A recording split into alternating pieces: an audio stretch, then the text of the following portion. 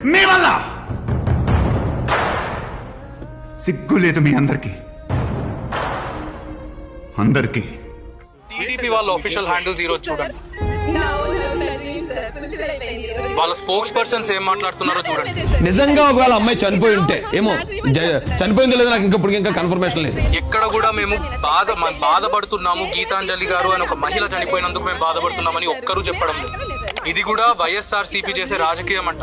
అసలు గీతాంజలి అన్న మహిళ చనిపోలేదంట, యాక్సిడెంట్ కేసుని మనం సూసైడ్ అని చెప్తున్నామంట. ఇక్కడ అన్న ఉన్నారు, వాళ్ళ భర్త, ఆయనంతకు ఆయన ఇలాంటి టైంలో ఆయన వాళ్ళ గురించి స్వతంత్రంగా చెప్పినందుకు ఈ ట్రోల్ ఇలా చూసింది. నాకు కూడా చెప్పుకోలేనంత మెసేజ్లు చదివింది. నేను అప్పటికి రెండే చూశాను. రెండు చూస్తేనే నాకు మనసుకి బాధ వేసింది. కానీ ఎన్నో వందలు మెసేజ్లు వచ్చినాయి అని చెప్పి అన్నారు. నేను అవి కూడా చూడలేకపోయాను. నేను ఇలాంటి పరిస్థితి ఎవరికి రాకూడదు. కామెంట్ పెట్టిన వాళ్ళు ప్రతి ఒక్కరికి శిక్ష పడాలి.